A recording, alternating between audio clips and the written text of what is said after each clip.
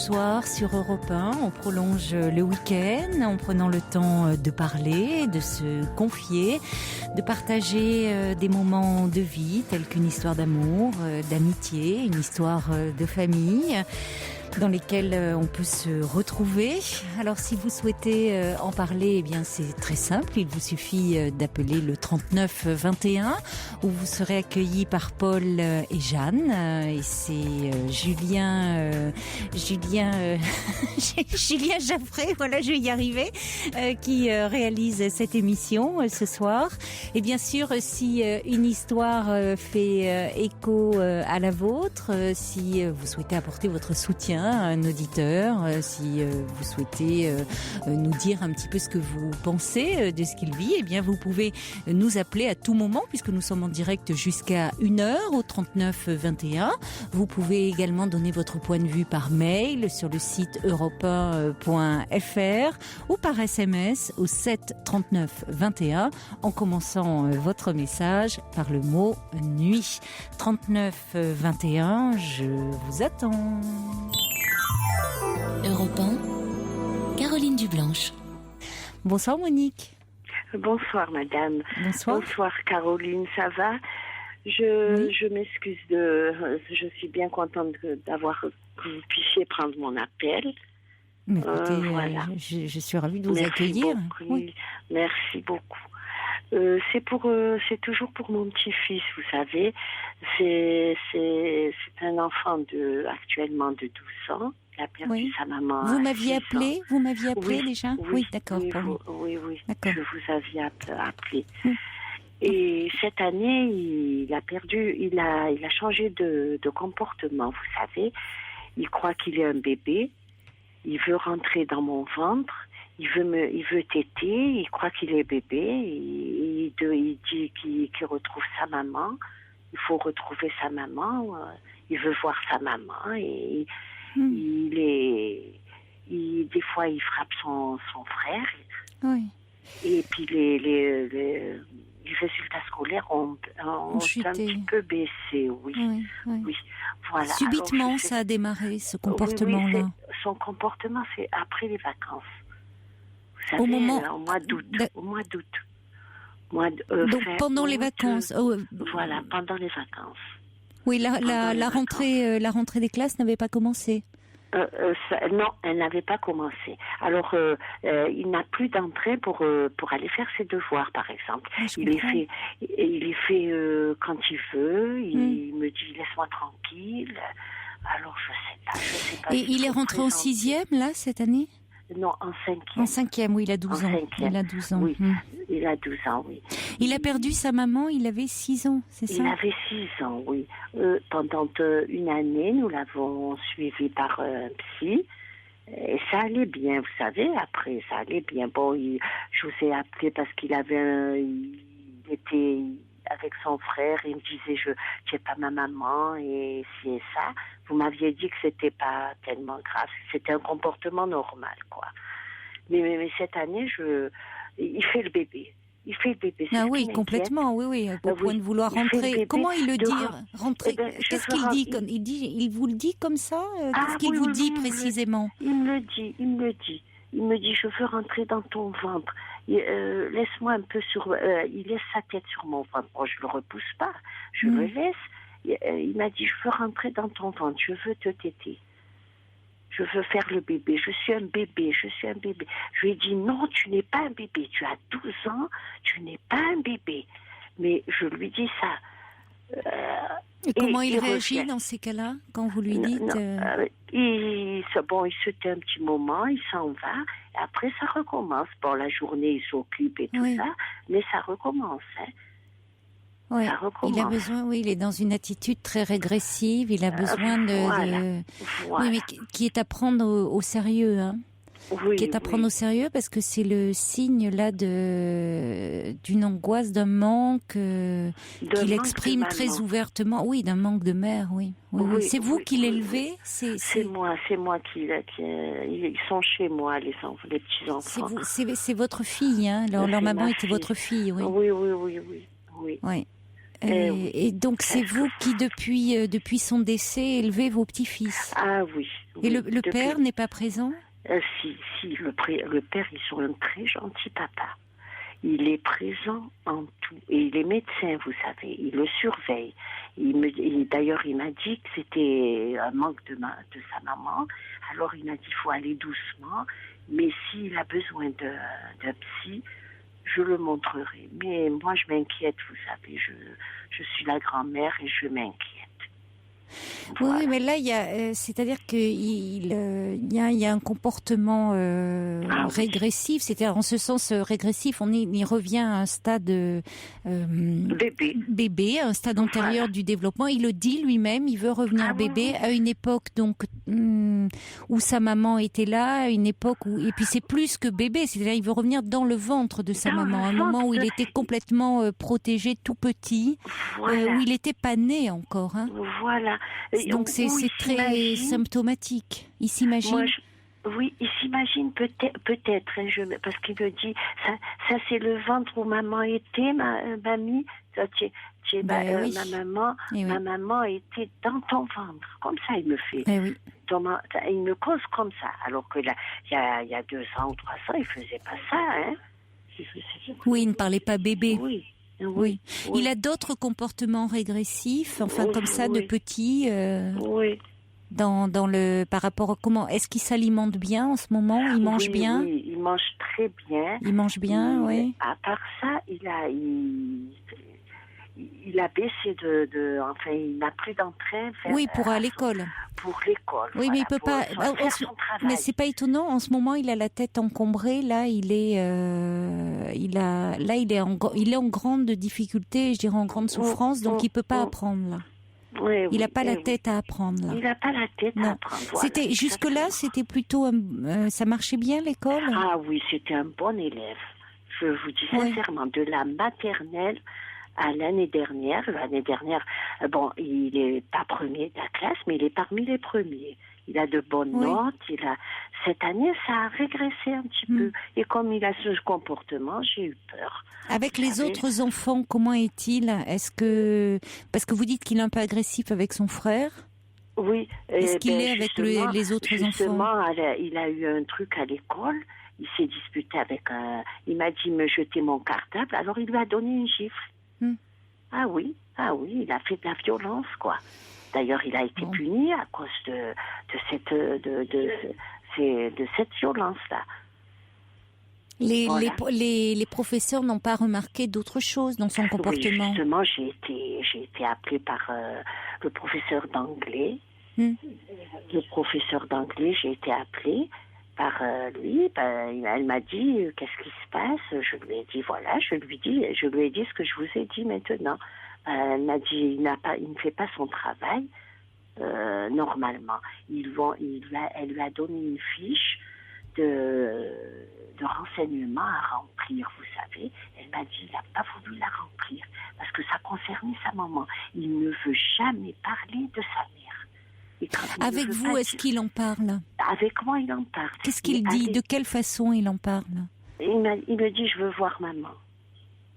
Je veux voir ma maman. Qu'est-ce que vous lui répondez quand il vous dit ça? Alors, moi, je lui dis, mais mon petit, maman, tu sais qu'elle est partie. Et c'est pas de notre faute si elle est partie. Elle a été malade.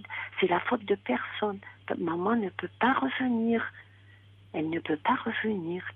Mais il comprend qu'elle ne peut pas revenir.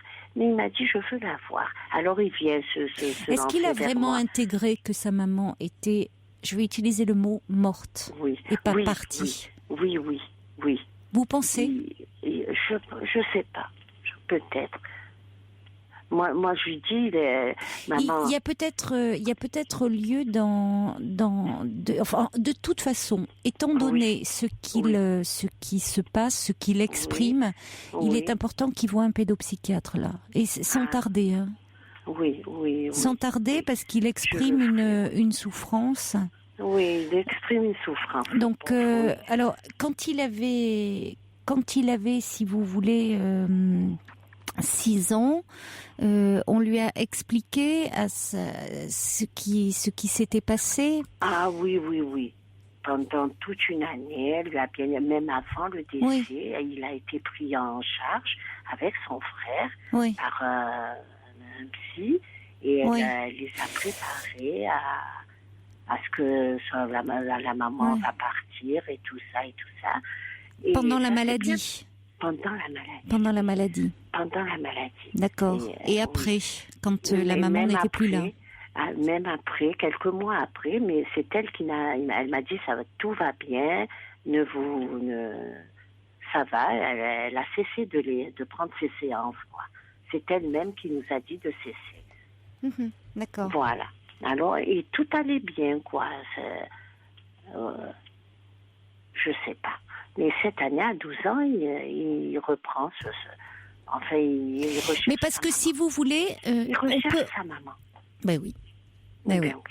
Il recherche, il exprime un manque là très profond, très archaïque de sa maman, et donc il est important de pouvoir qu'il puisse en parler, qu'il puisse l'exprimer, qu'il puisse et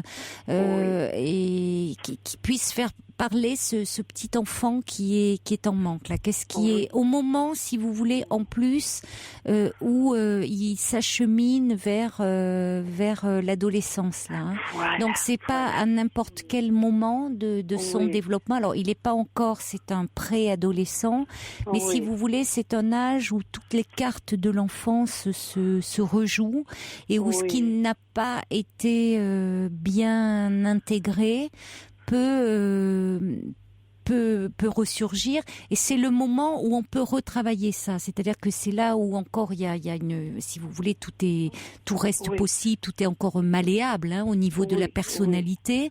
Et c'est vrai que perdre sa mère pour un être humain, c'est un traumatisme majeur, évidemment. Ça veut pas dire. Il a été arraché par sa mère, vous savez. Oui, il a été arraché de sa mère. Alors, qu'est-ce que vous voulez dire par arraché? C'est-à-dire, il était près de sa maman, lui. À 6 ans, il s'en rappelle, vous voyez. Alors que son frère était plus petit? Ah oui, il était plus petit, il était près de moi, le petit. D'accord, donc il a moins de souvenirs. Combien ils ont d'écart tous les deux? 2 ans et demi. 2 ans et demi. Oui, donc le petit a moins de souvenirs de sa maman.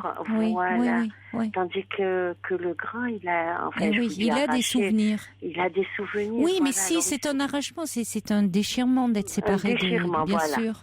Oui, si, vous avez raison sur le terme, sur. L'enfant peut le vivre comme un abandon. Même si, évidemment, là, c'est la maladie qui a emporté sa maman, donc elle ne l'a pas laissé volontairement.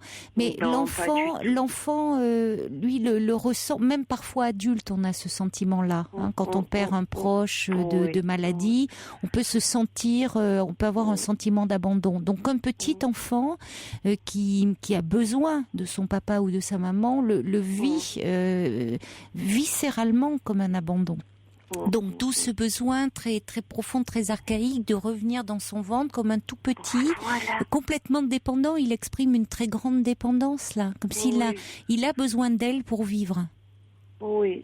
Donc si vous voulez, il faut vraiment. Alors c'est vrai que d'un côté vous lui dites non, tu n'es plus un bébé, mais en même temps il y a quelque chose.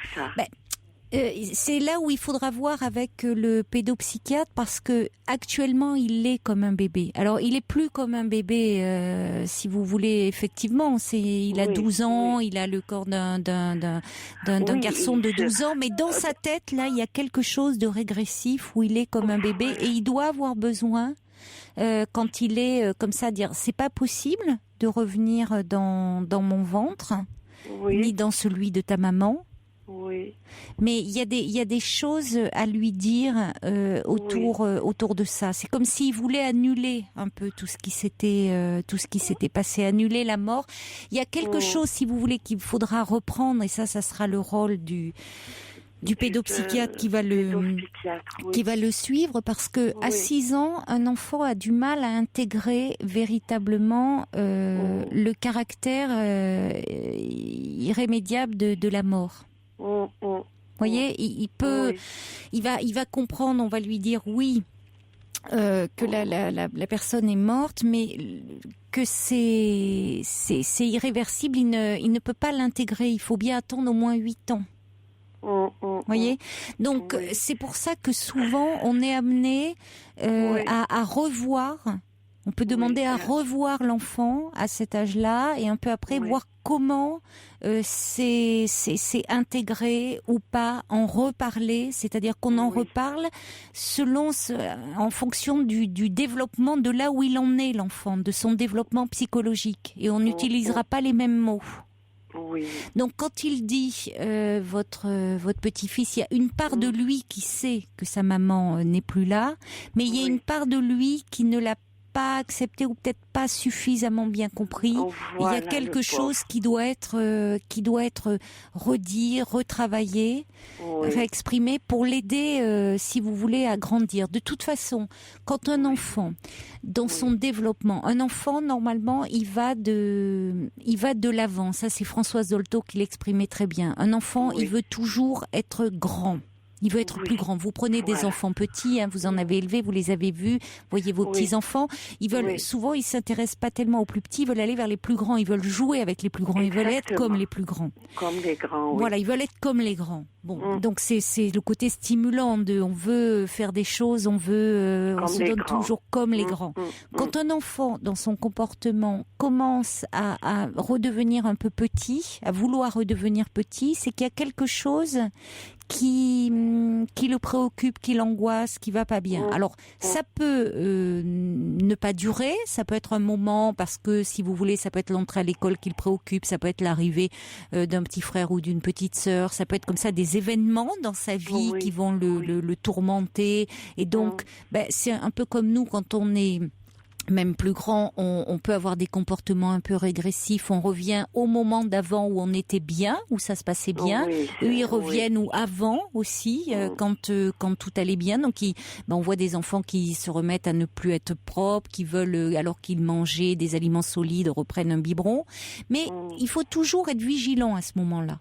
Et en tout cas, ne pas laisser ça s'installer. Et quand il y a une histoire de vie comme celle de votre petit-fils qui a perdu sa maman, il vaut mieux l'amener et en parler. D'accord, je le ferai. Vous voyez, pour que ça, il faut que cet enfant rencontre des réponses. Il pose des questions là, et il pose des questions essentielles sur ce qu'est la vie, sur ce qu'est la mort. Donc rentrer dans votre ventre, oui, être tout petit, mais ça veut dire qu'il y a quelque chose qui se bloque là, qui se fige. Voilà. Donc il faut vraiment en parler avec lui. Et à ce moment-là, peut-être informer quand même les professeurs. Ce professeur d'anglais qui dit oui, il ne veut jamais parler de sa maman, dire ben non, effectivement, là sa maman est décédée. Vous pouvez dire ma fille, voilà, et quand même informer les professeurs de ce qui est en train de se passer pour qu'ils soient un peu indulgents. C'est-à-dire que c'est comme, je dirais, un enfant en plus important, là. Mais un enfant dont les parents se séparent, souvent, il va accuser une baisse au niveau de ses résultats scolaires. On peut pas demander à un enfant qui vit des choses perturbantes, pour ne pas dire traumatisantes au niveau de sa vie, qu'il continue à ce que il ait d'excellents résultats comme avant. Non, à un moment, ça va aussi se manifester comme ça. Donc là, oui, il y a une baisse des résultats scolaires, mais parce qu'il exprime une souffrance. Oui. C'est vrai, c'est ce que je lui ai dit. Je lui ai dit, c'est l'absence de sa maman. Voilà ce qu'on a remarqué. D'ailleurs, elle a été gentille, elle nous a appelés. Elle s'est inquiétée. Elle a dit, parce que c'était un bon, heureusement, c'était un bon élève. Donc, il nous inquiète parce que... C'est bien qu'elle ait remarqué, c'est bien. Et si vous voulez, c'est comme elle est prof principale. Oui.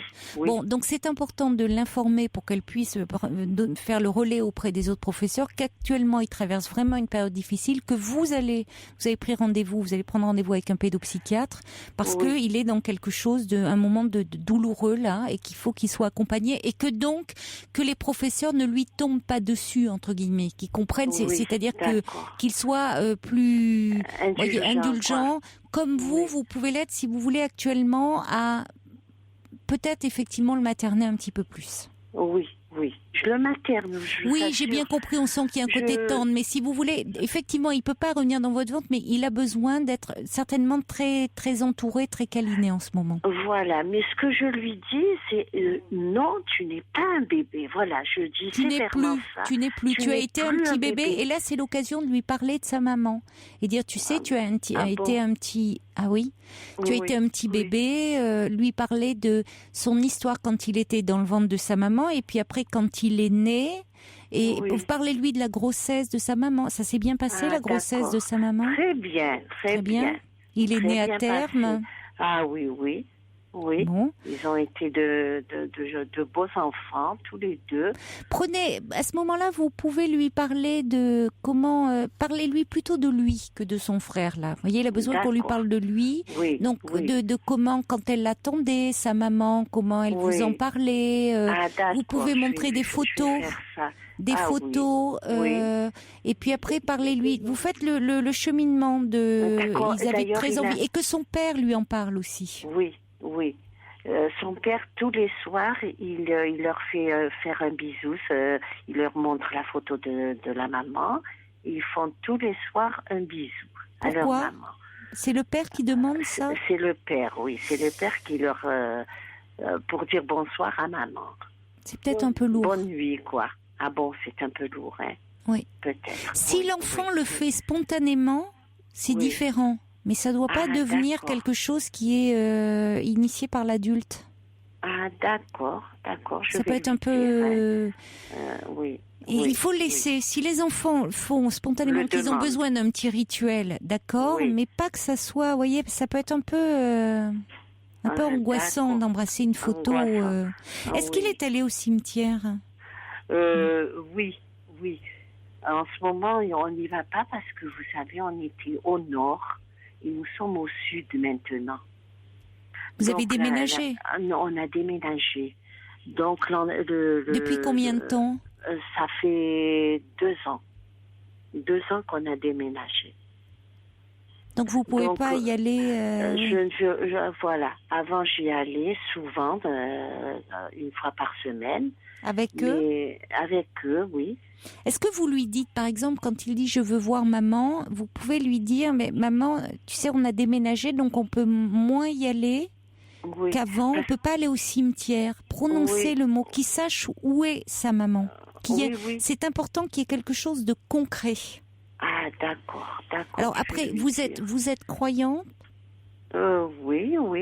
Sans pas plus. Pratiquant, sans plus, oui. Non, je ne pratique pas, mais je suis croyante quand même. Bon, parce qu'après, ça dépend ce que vous pouvez lui dire autour de ça, que sa maman, maintenant, n'est... Si vous êtes croyante, vous pouvez lui dire, on a mis son corps en terre, mais son âme repose. Voilà. Bon, ça, vous pouvez lui dire, mais qu'il sache qu'il est, parce que ça peut être aussi, les enfants ont besoin de concret. Donc, quand on dit aux petits, maintenant ton papa ou ta maman est au ciel, ça peut être un peu angoissant aussi quand ils sont petits. Maintenant, bon, là, que j'ai envie de dire, il est plus en âge de comprendre, non, parce que c'est compliqué, visiblement, dans sa tête, c'est encore très confus.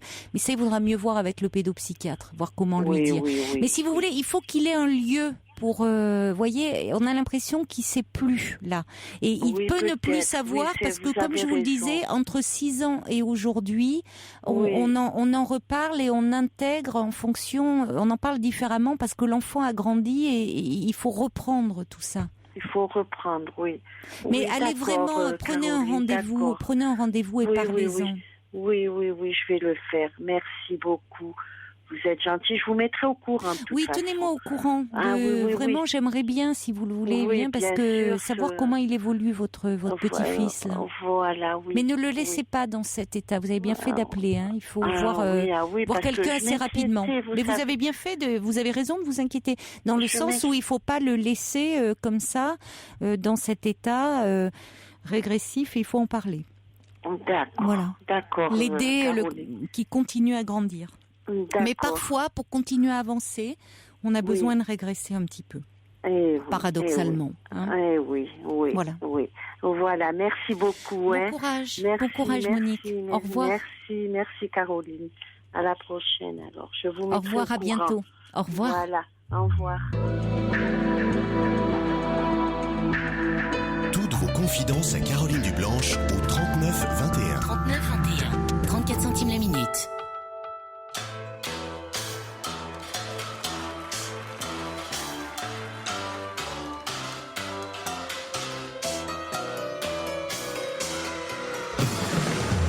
Un geste, un soufflet, je vacille. Circus, sur un fil. 39 21. 34 centimes la minute. Un message de Rose qui dit « J'ai perdu ma maman quand j'étais petite, à l'âge de 7 ans. Il faut savoir qu'à cet âge, on ne sait pas ce que c'est que la mort. On ne comprend que par le manque de la personne aimée. Mon père me disait que je posais des questions un peu irrationnelles, car je pense que pour un enfant, la personne décédée vit une autre vie, en quelque sorte. Et je suis très troublée par ce témoignage et envoie mes tendres et sincères pensées chaleureuses à cet enfant et souhaite bon courage à la grand-mère. » Il y a Violaine aussi qui dit peut-être que lui dire que sa maman, de toute façon, elle est dans son cœur. Mais pour le moment, certes, mais il y a des choses à reprendre et à expliquer avec lui. Et notamment, si vous voulez, ça serait bien qu'il y ait aussi l'intervention du père dans cette histoire qui se manifeste et qui parle de la mère et de ce qui s'est joué entre eux, de redonner aussi toute la place à cet enfant qu'il a vu retourner dans une fusion très archaïque, mais c'est pour ça qu'il y a vraiment des choses à reprendre. Bonsoir Philippe. Philippe, vous êtes avec nous ?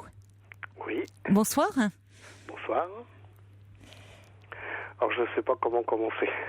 Alors,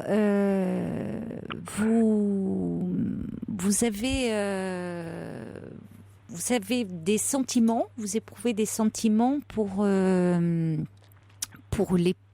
femme qui est veuve. Qui est veuve, voilà. Voilà. Et elle est veuve de mon meilleur un ami d'enfance. Voilà.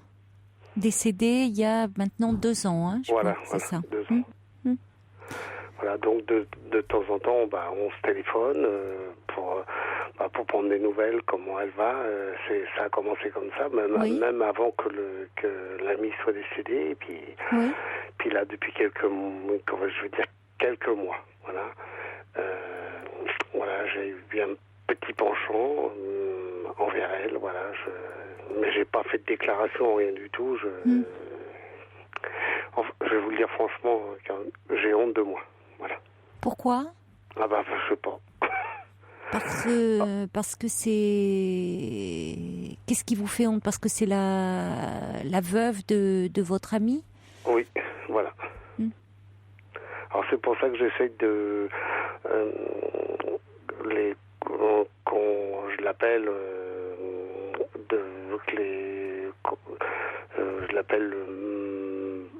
j'essaie que les appels soient de plus en plus loin maintenant. Espacé, vous voulez dire ? Vous espacez les appels ? Voilà. Oui. Vous êtes libre, vous ? Ah oui. Oui. Mais quand vous l'appelez, elle, vous avez le sentiment qu'elle apprécie vos appels téléphoniques, ça lui fait plaisir, selon vous ? Ah oui, parce que ce que j'essaye de faire surtout, c'est pas trop parler de la peine qu'elle a, donc j'essaie de parler d'autre chose. Et de temps en temps, je la fais rire, j'essaie de la faire rire un peu, parce que je pense qui est un petit peu normal, parce que je pense qu'il faut pas non plus... Ça doit lui faire du bien, broyer du noir, qu'on dit. Oui. Voilà, je l'ai même, je lui ai dit, si un jour tu veux, tu peux venir en vacances, il y a aucun problème, ou quoi que ce soit, toujours comment on dit ça, sans aucune arrière-pensée ou quoi que ce soit. Moi, c'est plutôt pour que ça lui change les idées ou quoi que ce soit. Voilà. Mais, et c'est pour ça que je sais pas si... Je sais pas. Voilà. C'est-à-dire que vous ne savez pas, vous avez peur de vous-même finalement. C'est-à-dire que c'est cette honte qui vous empêche de vous déclarer auprès d'elle. Voilà, j'aurais bien voulu aller passer, parce que j'habite pas tout à côté, et là je voulais aller passer quelques jours là-bas, et puis j'ai tout annulé, voilà. Mais elle le savait que vous deviez aller là-bas ? Pas tout à fait. Non. Pas tout à fait, voilà. Oui. Voilà, parce que moi, je me suis éloigné de l'endroit où c'est. Alors donc. Mais qu'est-ce qui vous fait honte? C'est-à-dire, c'est au-delà. Vous avez l'impression de quoi? De trahir votre ami, d'abuser de la situation, de trahir l'ami, et puis bon, je vais bien dire si, parce qu'il faut mettre ceci, parce que moi je connais pas ses sentiments du tout, ou quoi que ce soit. Hein. Imaginons, on va dire que s'il se passait quelque chose, tout l'entourage vont dire ah bah oui, il en a profité parce que bon voilà, il est parti, elle était seule, qu'elle était voilà, et ça rien que ça me fait honte, et puis voilà. Mais vous dites vous-même que vous ne savez pas quels sont ses sentiments, elle. Ah non, du tout. Donc, finalement, vous anticipez déjà les réactions de l'entourage, sans savoir quels sont ses sentiments. Alors, si ces sentiments étaient partagés, ce qui serait évidemment une bonne chose pour vous, même si, ça serait peut-être, ça n'empêcherait pas la honte et la culpabilité, mais ça serait quand même un contexte un peu heureux pour vous. Elle a son libre arbitre, cette dame. C'est-à-dire que, à ce moment-là, c'est elle qui déciderait aussi de s'engager dans une relation avec vous. Vous ne la forceriez pas. Ah non, pas du tout. Alors là. Évidemment. Donc après l'entourage, on peut pas empêcher parfois les gens de parler, mais c'est quand vous anticipez en disant l'entourage dirait ah ben oui vraiment il profite de la situation, il profite de quoi? Du fait que si elle est d'accord si elle était d'accord pour avoir une relation avec vous, de quoi profiteriez-vous? Et si ces sentiments ne sont pas partagés, là, effectivement, c'est difficile pour vous, mais dans ces cas-là, au mieux, soit effectivement vous espaceriez vos échanges téléphoniques, soit elle dirait que peut-être ça changerait rien à votre amitié. Je ne sais pas. Oui, non, ça changerait rien parce que bon. Ça, vous ne savez pas, parce que ça peut parfois la mettre un peu mal à l'aise. Donc, c'est pour ça qu'il faut peut-être voir où elle en est. Je vous demandais comment elle réagissait dans cette situation, c'est-à-dire en votre présence. C'est-à-dire qu'au lieu de voir si elle apprécie votre présence, après tout, d'être un compagnon agréable. Alors, peut-être qu'effectivement, elle n'imagine pas une seconde que vous êtes en train de tomber amoureux d'elle, mais après tout, c'est pas être machiavélique. C'est pas vous qui avez fait mourir votre ami, hein? Ah non, pas du tout. Non. Mais il se trouve que vous vous êtes rapprochés, vous êtes amoureux d'elle. Bon, ça peut arriver. Oui, ça peut arriver. Oui, ça peut arriver. Ou alors, vous étiez amoureux d'elle déjà auparavant? Non. Du tout. Oui, parce qu'à ce moment-là, c'était la femme de votre ami, donc elle était un peu interdite. Voilà. Vous ne la regardiez pas comme une femme envisageable, possible, ou avec qui il était possible d'avoir une histoire. Là, le fait qu'il n'est plus là, vous vous êtes rapprochés parce que vous... il y avait la peine, il y avait la peine.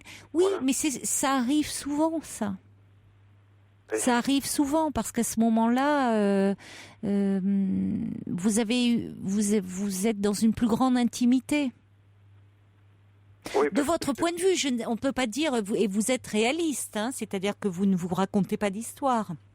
Vous ne savez pas ce qu'il en est de ses sentiments à elle. Ah non, du tout. Bon. Non, parce que c'est vrai que c'est vrai que quand on se téléphone, on parle de tout, et puis voilà, puis c'est vrai que je pourrais le dire, je suis le seul à l'appeler. Ah bon? Elle est très seule? Elle est très isolée? Il y a sa famille qui est là. D'accord. Mais des amis... Les amis, les amis qu'il y avait... du couple, les amis communs... Voilà, eux, il n'y a rien. Voilà. D'accord, oui. Moi, c'est ce que je dis. C'est pas parce qu'il y a une personne qui est partie. Je dis, il y a toujours un avant, un pendant et un après. Bien sûr. Voilà, moi, je trouve que voilà, c'est la moindre des choses, je trouve. C'est pas parce qu'il y a une personne qui est partie qu'on doit plus contacter l'autre personne. La tristesse est toujours là. Et puis, on aimerait bien aussi, peut-être que si ça nous arrivait, que ça se passe dans l'autre sens. Alors c'est pour ça que... Mais c'est dommage, pourquoi vous... je veux dire, vous n'êtes pas en train de... on est dans un contexte différent. Vous n'avez... Je trouve que vous n'avez pas le mauvais rôle. C'est-à-dire, vous n'êtes pas celui qui est en train de vouloir ravir la femme de son ami. Cet ami, malheureusement, il n'est plus là. Oui. Et vous dites, tant que de son vivant, vous n'auriez jamais osé lever les yeux sur sa femme. Enfin, cette femme-là, elle vous était interdite dans le sens où, effectivement, généralement, quand on est assez bien structuré, les maris, les femmes de nos amis, ils nous sont interdits. Enfin, on touche pas. Oui, on touche pas. Voilà, il y a quelque chose, qui nous empêche de. Oui, enfin, il y a bon, c'est un peu une notion de surmoi. Ça fait comme on ne se positionne pas de cette façon-là. Mais à partir du moment, je ne dis pas, et ça c'est pas où il n'était plus là. Où finalement vous avez créé une relation différente avec elle, parce que vous vous êtes rapprochés d'elle. Ça change. Avant vous les voyiez déjà tous les deux. Là vous l'avez vue plus seule. Vous avez plus échangé. Elle aussi est différente parce qu'elle est dans la peine. Donc vous avez eu envie aussi de la protéger. Enfin, ça déclenche quelque chose de particulier chez vous. Bon, vous la voyez autrement. Ça se commande pas, ça aussi, hein. Ah non. Vous voyez, vos non. sentiments, c'est ce que dit Brigitte qui envoie un petit message. Elle dit, vous n'avez pas choisi vos sentiments. Et s'ils sont ou deviennent réciproques, cette relation sera une bonne chose pour elle. C'est ce qu'on peut dire aussi. C'est-à-dire qu'après tout, imaginons un instant que ça soit partagé.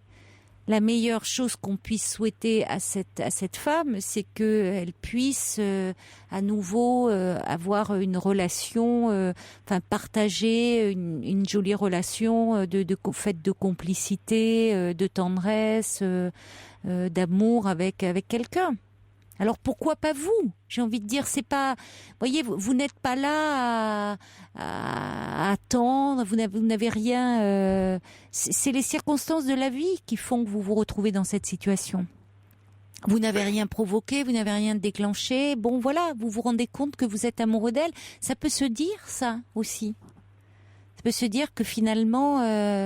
Ça vous est, c'est même pas tombé dessus, ça s'est fait progressivement, que vos sentiments se sont transformés pour elle. Vous n'auriez jamais imaginé. Oui, c'est ça. Puis je sais pas pourquoi je pense ça aussi. Voilà. Pourquoi vous pensez ça ? Pourquoi vous pensez quoi ? Je suis un petit peu gêné quand même. Si, mais je peux le comprendre parce que c'est pas n'importe quelle femme. Pour vous. Voilà, c'est une femme que vous avez côtoyée pendant des années, puisque c'est votre amie d'enfance, c'était la femme de votre amie d'enfance. Donc il y a encore ce côté un peu trouble pour vous.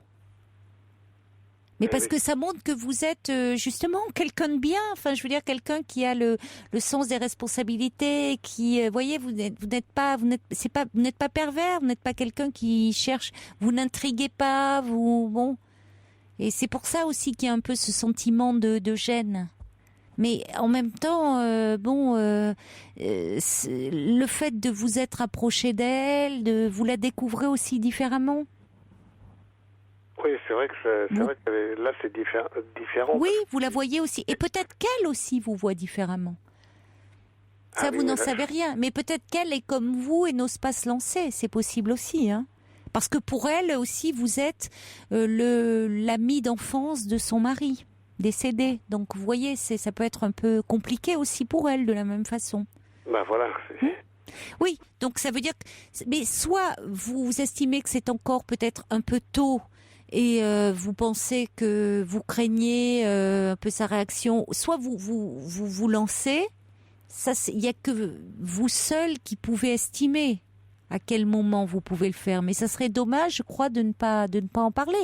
En tout cas, de fuir comme vous le faites ou d'estomper. Parce qu'elle peut penser aussi qu'en estompant les coups de fil, ben, vous faites comme les autres. Oui, c'est ça aussi. Ça peut être lié à un manque d'intérêt, un peu vous voyez, d'indifférence. Alors oui, que voilà, c'est tout sauf ça. Et c'est ça que je veux pas non plus. Alors donc c'est pour ça que c'est... Alors soyez vous-même. Appelez-la. Et manifestez-lui. Vous dites, vous la faites rire. Vous pouvez au contraire faire en sorte d'être présent, de l'entourer de toute votre affection. Et puis peut-être que elle vous facilitera la tâche, qui sait. Et c'est elle qui se déclarera. Et si c'est pas elle, dans quelque temps, quand vous vous sentirez vraiment prêt, vous vous déclarerez. Oui. En prenant le risque, effectivement, ça peut peut-être être trop tôt, ça peut être, vous voyez, soit c'est pas partagé, soit c'est trop tôt, ou soit effectivement, elle sera émue de ce que vous lui direz, ça sera le début d'une belle relation. Oui. Mais si vous voulez, pour le moment. Vous voyez, je reçois un mail de Ninon qui dit « Elle est encore tabou pour vous ». Et c'est ça, je crois que c'est le bon mot. Hein. C'est tabou parce que... Oui. C'est le bon mot. Oui, c'est le bon mot. Elle a raison, Ninon. Oui. Surmontez déjà ce sentiment, parce que sinon, vous risquez de vous punir finalement en vous y prenant mal dans votre déclaration. Et donc que ça se retourne contre vous. Sondez ces sentiments, à supposer qu'elle tombe aussi amoureuse de vous. Il me semble qu'un délai de 2 ans serait tout à fait décent. Et ça fait 2 ans que son mari est décédé. Bon, donc, vous voyez, c'est pas comme s'il était décédé il y a quelques mois. Hein, ça fait 2 ans. Mais si vous voulez être un petit peu plus sûr, on n'est jamais sûr, on prend toujours des risques quand on se déclare. Mais enfin, par exemple, quand vous aviez prévu d'aller passer quelques jours dans le coin là où elle habite, bon, vous pouvez prévoir comme ça, pas en allant chez elle évidemment, mais en allant dans la région, passer comme ça, vous déjeunez avec elle, vous passez un peu de temps avec, vous voyez, vous créez un peu une complicité et un peu plus d'intimité pour voir comme ça, et vous voyez un peu où elle en est, comment elle vit les choses, qu'est-ce qu'elle projette dans l'avenir, qu'est-ce qu'elle attend de l'avenir, si vous voulez, avant de vous déclarer vous. Oui, parce que c'est ce que dit Brigitte, vous pouvez garder un peu vos sentiments pour vous, pour le moment, tout en restant proche d'elle, et ainsi donner du temps à votre relation. Ouais, pour lui faire voir que je suis là à côté d'elle. Mais... Voilà, être présent, mais sans être envahissant, et sans, vous savez, parfois, quand on est dans la culpabilité, on peut se saborder. C'est-à-dire que vous pourriez faire une déclaration presque qui tomberait comme un couperet, où vous feriez en sorte d'être rejeté. Ça arrive, ça, hein? Ah oui. Et oui, quand on n'est pas sûr de soi, quand on s'en veut, quand on est un peu honteux, on peut finalement se déclarer, mais pour mieux être rejeté, et se disant, voilà, finalement, je me suis jetée à l'eau, mais elle m'a rejeté ou il m'a rejeté, c'est bien. C'est, voilà. Ce que je voulais lui proposer, la prochaine fois que je l'appelle, je vais lui proposer de l'inviter, de passer avec elle le jour de l'an.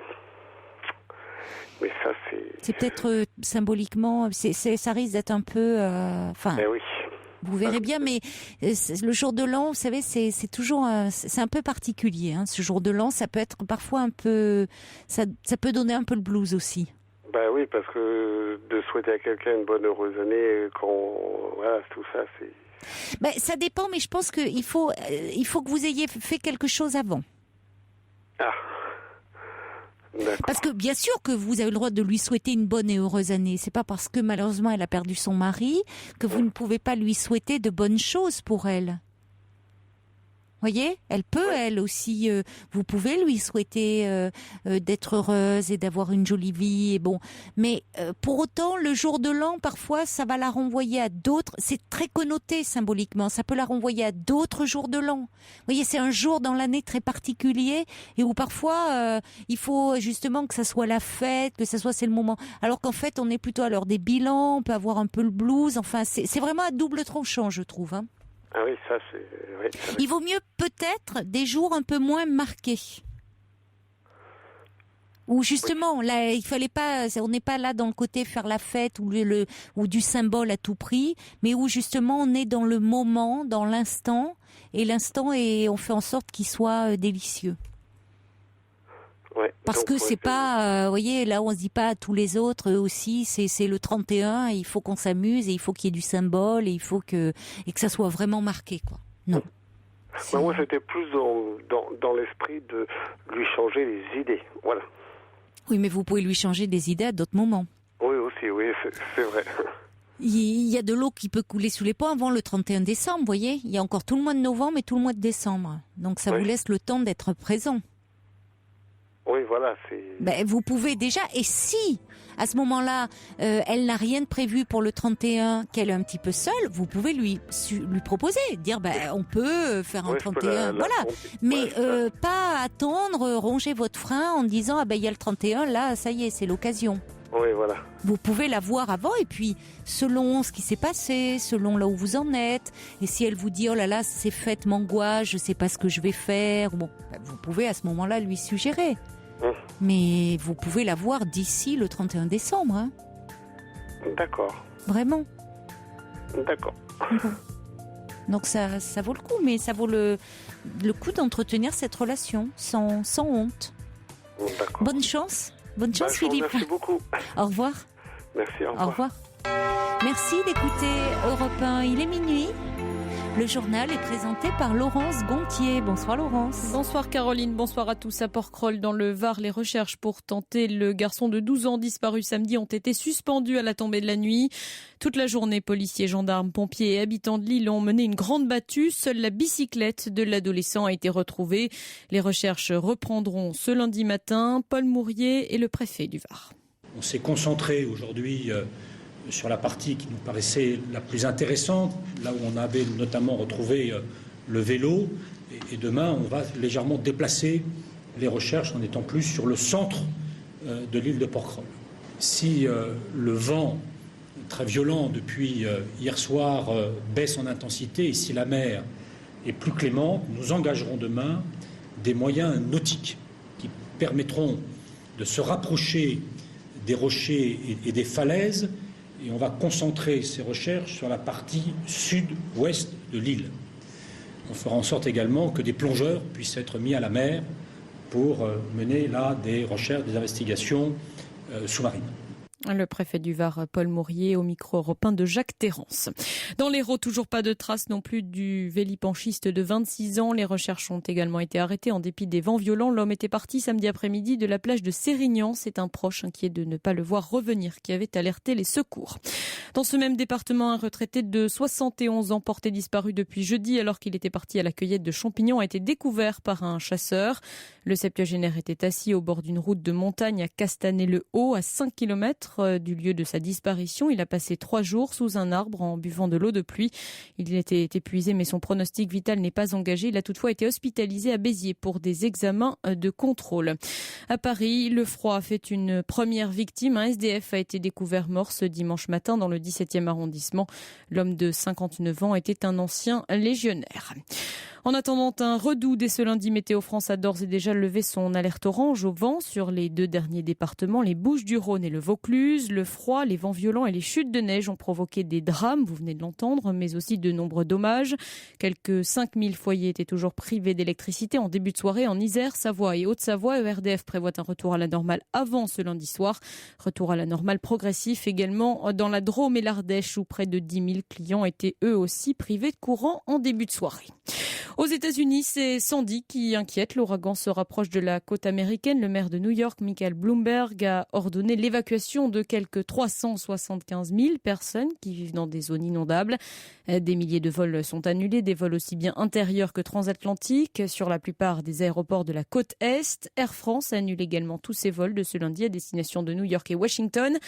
À J-9 de l'élection présidentielle, Sandy pourrait également compliquer la participation au scrutin, car vous le savez, dans certains États, on peut voter avant la date officielle. Enfin, l'ouragan oblige la bourse de New York à se limiter aux échanges électroniques. Retour en France où le congrès du Parti socialiste s'est achevé ce dimanche soir. Harlem Désir a prononcé son premier discours en tant que patron du parti. Il s'est livré une violente charge contre l'UMP, tout en rendant hommage au gouvernement de Jean-Marc Ayrault. Pour Europe 1, Camille Anglade. On retiendra un parti et des ministres au chevet d'un homme malade, Jean-Marc Ayrault, cible de toutes les attaques. Tout le week-end, les membres du gouvernement se sont relayés à la tribune pour dire leur fierté de travailler pour le Premier ministre, au risque d'en faire un peu trop. Mais la star du jour, c'est Harlem Désir. Souvent attaqué pour son manque de charisme, le nouveau patron du PS a livré sa feuille de route, discours offensif. À tous ceux qui prédisent ou qui redoutent un parti godillot, je vous dis, vous allez être surpris. Et voilà mon message dans ce congrès. Socialistes, ouvrez grandes les portes du parti. Occupez Solferino et invitez-y les Français. Prenez le pouvoir. Ce parti, c'est le vôtre. Grand absent physiquement, François Hollande a suivi de très près ce congrès tout le week-end par SMS et coup de téléphone. Il avait envoyé 3 conseillers de l'Élysée, ses yeux au congrès de Toulouse. Un de ses proches m'a confié, le président se félicite d'un congrès réussi, un congrès sans dispute. Camille Langlade et les attaques d'Harlem Désir contre l'UMP n'ont pas manqué de faire réagir le parti de droite. Son secrétaire général Jean-François Copé a dénoncé des discours à ses yeux indignes. Il a estimé que le congrès du PS avait été exclusivement dédié à l'injure et à l'insulte de sa propre personne. De son côté, Valérie Pécresse a estimé que les invectives du premier secrétaire du PS masquaient l'amateurisme et l'impréparation du gouvernement. Fin de citation. Les sports et tout d'abord ce choc Marseille-Lyon, reporté à cause du fort Mistral, mais il y a eu d'autres matchs comptant eux aussi pour la 10e journée de Ligue 1 de football. Bordeaux est tombé face à Bastia, 3-1, et puis Lorient et Ajaccio se sont quittés sur un nul 4 partout. En Formule 1, le Grand Prix d'Inde a été remporté par Sébastien Vettel, 5e victoire de la saison pour l'Allemand qui lui permet de creuser l'écart à la tête du championnat avec désormais 13 points d'avance sur l'Espagnol Fernando Alonso. La météo tout de suite. Je vous le disais, Météo France a levé son alerte orange dans tous les départements. Le temps va s'améliorer, le soleil revient sur la majeure partie du pays ce lundi, sauf sur la pointe bretonne, les côtes de la Manche, le Nord-Pas-de-Calais et la Champagne où le temps restera nuageux avec quelques pluies.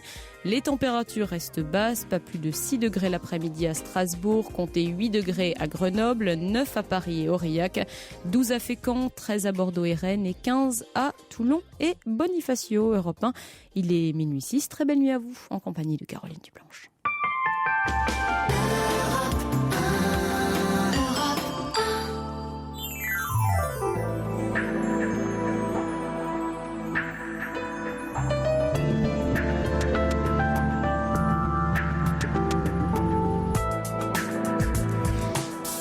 Jusqu'à 1h, vous avez carte blanche au 39 21. Vous pouvez continuer à appeler pour parler de vous et également pour réagir aux différentes histoires. Vous pouvez le faire en adressant vos mails sur le site europe1.fr et vos commentaires par SMS au 7 39 21 en les commençant par le mot nuit. On va écouter un petit peu de musique et après nous accueillerons Martin. Pour intervenir dans l'émission, appelez le 39 21 34 centimes. Raphaël, manager. Pour rejoindre Caroline Dublanche, appelez le 39 21 34 centimes la minute. Bonsoir Martin. Caroline. Bonsoir. Merci de votre accueil sur votre antenne. Merci aussi à vos collaborateurs. Merci pour eux. Voilà, pour me présenter rapidement, donc j'ai 30 ans et j'ai le cœur brisé suite à une rupture qui s'est mal passée et que j'ai du mal à gérer personnellement. Oui. C'est vous c'est elle qui est partie ? Oui. En fait, c'est elle en septembre. Et malheureusement, j'avais, l'habitude à chaque fois de rompre moi-même, en fait. Oui. En fait, c'est un peu un mode de fonctionnement que j'avais. Il m'a fallu prendre un peu de recul et travailler un peu sur moi-même pour voir l'origine de ce procédé. Mais à chaque fois qu'on avait une contrariété, qu'il y avait quelque chose qui me dérangeait, je lui disais, on arrête là, je te quitte, etc. Et vous reveniez après, c'est vous Non, qui... et en fait, je savais qu'elle allait revenir en pleurant et en me demandant de revenir. Et puis moi, je sais, c'est très mal, hein, mais bon prince, je dis oui, ok, d'accord. Puis on continuait comme ça, quoi. Et donc on a été 1 an et demi ensemble. C'est quelqu'un de plus jeune que moi. Et en fait, pendant cette année et demie, j'ai dû faire ça une bonne quinzaine de fois, quoi. Ah oui. Et une fois, à un moment, ça a craqué, voilà. Elle a plus voulu revenir. Donc, oui, ça peut se comprendre. Au bout d'un moment, c'est épuisant ce mode de fonctionnement. Oui. Si on n'a pas le même, hein, c'est ce côté. Je me rendais vraiment pas compte. Passionnel. Oui, vous, ça ne vous fatiguait pas. Mais non, c'était vous qui à ce moment-là qui décidiez. Oui, mais en fait, à chaque fois que j'ai été contrariée par quelque chose, en fait, j'étais blessée. Et je prenais vraiment les choses très à cœur et à titre personnel, et qu'il y avait quelque chose qui allait pas et j'étais mal. Et du coup, le fait que je la rejette comme ça, j'avais l'impression qu'elle me prouvait qu'elle m'aimait ou qu'elle tenait à moi. Il y a peut-être quelque chose un peu de cet ordre-là. Et donc, en fait, à chaque fois, j'avais l'initiative de la rupture, mais j'en souffrais terriblement. Et puis, je me rétractais 10 minutes après, quoi. Et d'ailleurs, en août, quand elle a pas rompu directement, elle m'a dit, j'ai besoin de temps. Parce qu'en fait, j'avais eu besoin d'elle et je l'avais un peu harcelée au téléphone en pleine nuit. J'avais besoin de lui parler et puis vu que j'arrivais pas à la voir, j'ai un peu paniqué. Et du coup, voilà, elle m'a dit j'ai besoin de temps, etc. Alors je lui ai envoyé des fleurs, ça n'a rien fait. J'ai pas accepté en fait cette demande de temps. J'étais vraiment bouleversée, etc. Et donc je lui ai dit c'est aussi emblématique de ma manière de fonctionner. C'était ok, tu veux du temps, on arrête là. Regarde, c'est moi qui prends l'initiative. Salut, etc. quoi. Et puis ensuite, je lui ai dit, à chaque fois je me rétractais, quoi, comme je faisais d'habitude finalement, depuis tout le long de notre histoire, et ça s'est retourné contre moi. Voilà, en gros. Et vous fonctionnez toujours comme ça, entre guillemets, dans vos relations précédentes, ou c'est... J'ai remarqué que oui. D'accord. Et donc souvent, à la moindre contrariété, vous mettiez un terme à la relation. Enfin, vous mettiez un terme, non, en espérant que l'autre revienne. Vous ne vouliez pas vraiment rompre.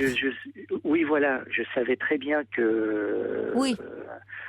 C'était plus une réaction. Je me sentais tellement blessée dans certaines situations qui, faut le reconnaître, souvent étaient très banales, mais que moi je prenais très personnellement, et donc je les rejetais comme ça pour avoir un retour, en fait.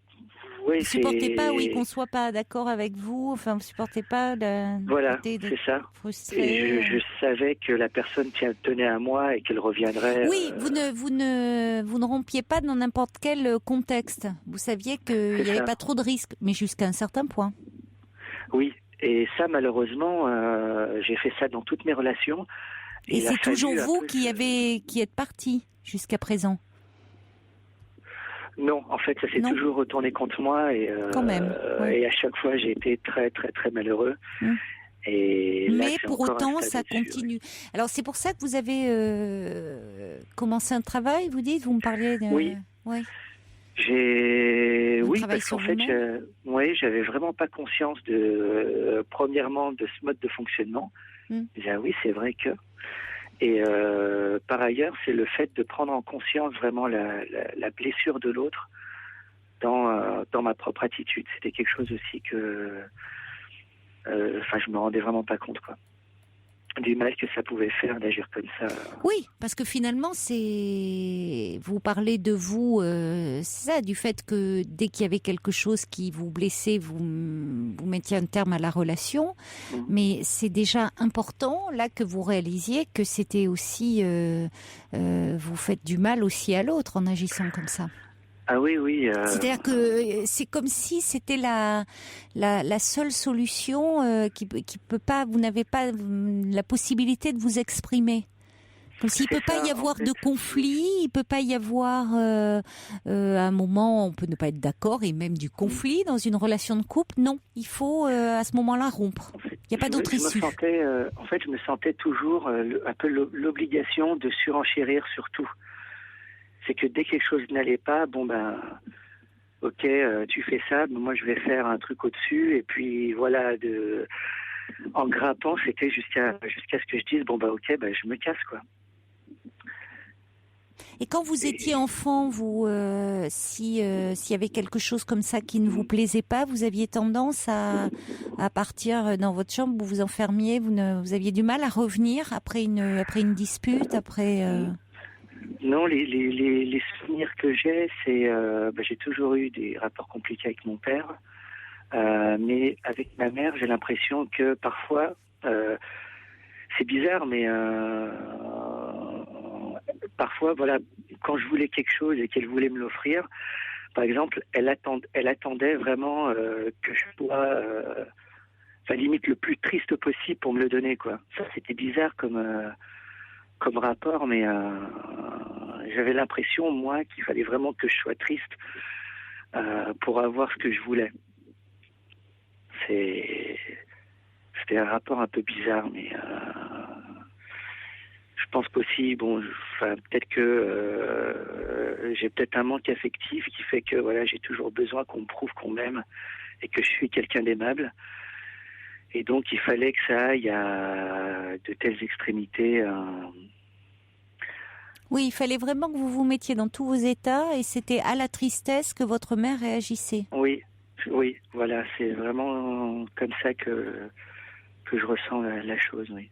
Et ce que vous vouliez, c'est-à-dire qu'à ce moment-là, qu'est-ce que c'est ? Elle vous donnait quelque chose ou c'était elle vous réconfortait à ce moment-là quand vous étiez triste ? Qu'est-ce qui se passait ? Non, ça pouvait être des trucs que tout petit garçon voulait avoir. Des trucs assez banals malgré tout. Hein. C'était des jouets ou quelque chose. Oui. Mais est-ce qu'elle vous consolait ? Est-ce que vous étiez consolé ? Non. J'ai pas eu cette impression-là et puis avec mon père c'était encore bien plus compliqué donc je pense que voilà, avec le recul je me perçois que j'ai eu peut-être un manque à ce niveau-là. Alors là vous êtes déstabilisé quand finalement ça se passe pas de la même façon dans vos relations amoureuses. Vous avez beau montrer que vous êtes triste, les femmes ne reviennent pas forcément, ne vous consolent pas. Oui, voilà, c'est ça. Parce que là, vous êtes triste et pour autant, oui, là, je suis vraiment au plus mal, quoi. Ouais. Et en fait, on a eu une histoire vraiment très compliquée. C'est que depuis le début, on n'a jamais réussi à installer une relation stable. C'est qu'il y a tout plein d'événements qui sont un peu chamboulés en une période assez courte, finalement. Et moi, je croyais quand même en cette histoire parce que je me disais, ok, il nous arrive pas mal de trucs, mais ça ira mieux. Et finalement, là, c'est apparemment perdu. J'ai essayé depuis 2 mois, alors de manière assez pathétique, de me rattraper. Mais est-ce qu'on peut se rattraper à un moment ? J'en suis même plus sûr. Essayer de montrer que j'avais compris sa peine, que je m'étais rendu compte de beaucoup de choses, que j'avais essayé d'évoluer. Je m'y suis pris de manière un peu lamentable parce que je lui ai tout promis. J'ai fait toutes les sortes de supplications possibles. J'ai essayé de lui faire des cadeaux. Je lui ai dit que je l'aimais. Oui, dans l'excès, certainement. Oui, et puis j'étais tellement fragile que elle voyait tout de suite que j'étais faible et elle me rejetait d'autant plus, quoi. Alors ça me permet aussi de rebondir sur l'histoire précédente où effectivement vous évoquiez l'hypothèse de la personne qui va être dans un état de fragilité et va provoquer un peu son propre échec en se faisant rejeter par la personne, finalement en s'y prenant mal parce que faible. Et du coup, oui, elle m'a rejeté violemment en me disant que je lui avais fait trop de mal et que c'était irréparable. Malgré tout, on a quand même réussi à se voir. Et elle m'avait rien promis. Elle était toujours vraiment sur la défensive. Elle me parlait assez sèchement, etc. Elle me dit, oui, mais pourquoi tu vois qu'on se voit ? À quoi ça va servir ? Puis moi, j'étais dans une optique un peu reconquête. Oui, on va passer un bon moment. Et puis je me suis dit, peut-être que petit à petit, j'arriverai à lui montrer un nouveau visage et peut-être effacer ses mauvais souvenirs pour peut-être repartir sur quelque chose de neuf.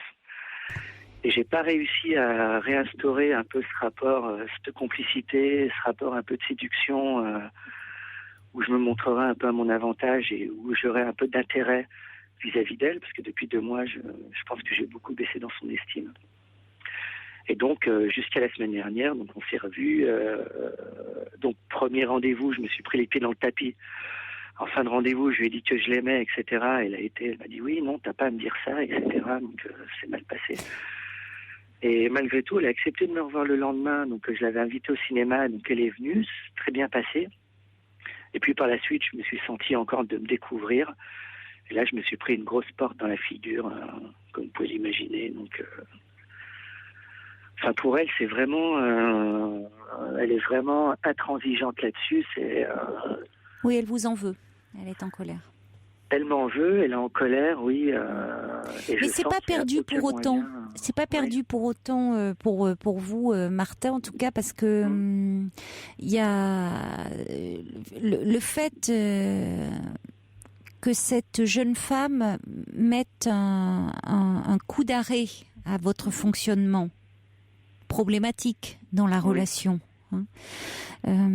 vous amène à réfléchir sur vous-même. Alors évidemment, c'est pas très agréable là pour vous en ce moment, ça l'est même pas du tout, parce que jusque-là vous étiez un peu dans le côté tout tourné autour de vous de façon un peu narcissique, mais parce que vous étiez vous dans la répétition de quelque chose que vous ne connaissiez que trop, de ce qui se passait déjà dans votre enfance, d'une relation où vous poussiez l'autre dans ses retranchements, dans ses limites, jusqu'à ce qu'il vous montre à quel point il vous aime, comme d'un amour, comme s'il devait vous aimer d'un amour inconditionnel, un amour que les parents ont pour leur enfant. Quoi qu'il fasse, même l'enfant a beau faire des bêtises, son père ou sa mère va l'aimer. C'est pas ce que fait l'enfant ou ce qu'il ne fait pas, ou qui fait que de bien ou de pas bien, qui fait que les parents vont l'aimer. Ou lui retirer leur amour. Bon, l'enfant, il est aimé pour ce qu'il est, par ses parents, en principe. Mais on peut pas demander, une fois qu'on est adulte, on peut pas demander ça à un homme ou une femme. Parce qu'aucun adulte ne peut aimer un autre adulte de cette façon-là. Vous voyez, aimer un autre adulte comme un enfant, finalement. Or, vous, c'est ce que vous demandez. Oui, complètement. C'est ce petit garçon qui a plein de manques, qui demande aux femmes qu'il rencontre de l'aimer comme ça.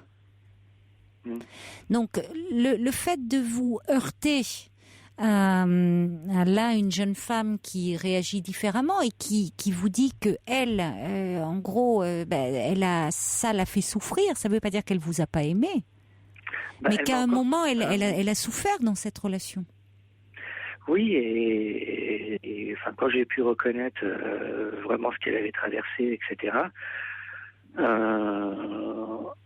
Mais c'est bien. Tâtant un peu le terrain, elle m'a confirmé, elle m'a dit qu'elle m'aimait, mais qu'elle reviendrait pas avec moi, quoi. Oui, mais c'est peut-être c'est dur à entendre peut-être pour vous, mais c'est peut-être pas plus mal, parce que vous risqueriez d'être pris tous les deux dans le même registre de relation. Parce qu'elle risquerait de vous le faire payer, ce qu'elle a vécu avec vous. Et vous, c'est encore un peu trop récent pour que vous puissiez changer. Surtout avec elle en plus, voyez. Il faut qu'il y ait quelque chose de nouveau qui se mette en place. À votre niveau, évidemment. C'est vous qui allez changer, C'est pas les autres, c'est vous qui allez changer. Et du coup, vous allez voir qu'en changeant, vous serez peut-être pas attiré non plus par le même genre de jeune femme ou de femme. En fait, oui, j'ai remarqué que c'était inconsciemment, je choisissais toujours des femmes un peu qui avaient des fragilités, quoi. Oui. Parce qu'elle est très. Oui, elle a aussi pas mal de problèmes. Elle se cherche aussi. Puis même statutairement, moi j'étais prof, elle était un peu étudiante. C'était pas une de mes étudiantes, mais il y avait déjà un rapport un peu spéciale. Et oui, elle avait pas mal de trucs à gérer au niveau personnel. Et je pense que, comme dans pas mal de relations que j'ai eues, j'avais besoin un peu de ce regard un peu admiratif. Oui, bah oui, certainement, Peut-être un peu quelqu'un qui tirait un peu l'autre par le haut. Qui et vous donc, redonne, en retour, je demandais, voilà. Mais c'est pour ça que vraiment, c'est pas perdu parce que je vous dis, vous avancez à grands pas en prenant conscience de beaucoup de choses. Donc, en vous confrontant, en fait, véritablement là à vos manques, à vos failles, déjà, ça vous humanise et du coup, vous allez pouvoir travailler là-dessus. Et vous allez aller dans la relation en étant moins vulnérable, en ne demandant pas à l'autre de réparer votre enfance, parce que vous allez la réparer dans ce travail thérapie que vous faites sur vous-même. Oui, j'essaie. Et du coup, souvent, je vous dis, quand on fait un travail sur soi, les personnes vers lesquelles on était attiré, eh bien, on n'est plus forcément attiré par le même type de personnes parce que à ce moment-là, on est attiré par des personnes qui font écho à nos propres souffrances, voyez, et c'est pas ce qui est pas forcément bon.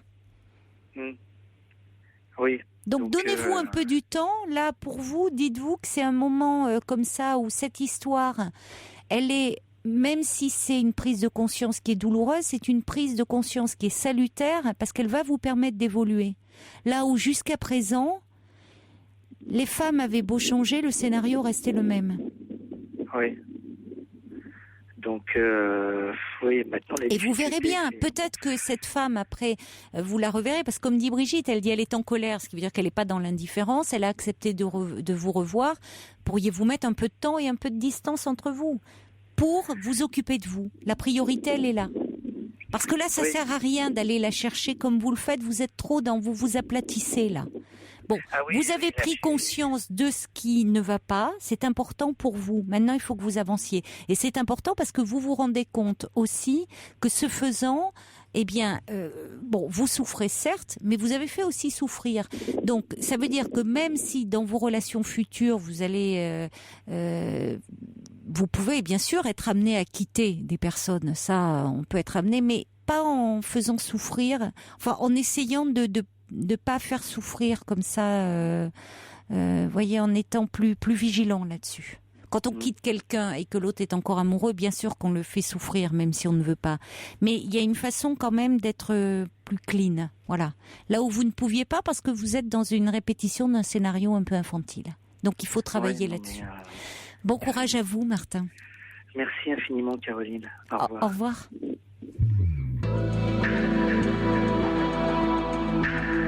Toutes vos confidences à Caroline Dublanche au 39 21. 39 21. 34 centimes la minute. It is where there Delila. Je suis désolée, mais bon, écoutez, ça fait beaucoup là, trop pour moi. Et les deux là en régie qui attendaient que ça, que je me plante là, voilà, ils sont bien heureux. Vous pouvez avoir tous les disques qui passent, toute la musique sur le site europe1.fr.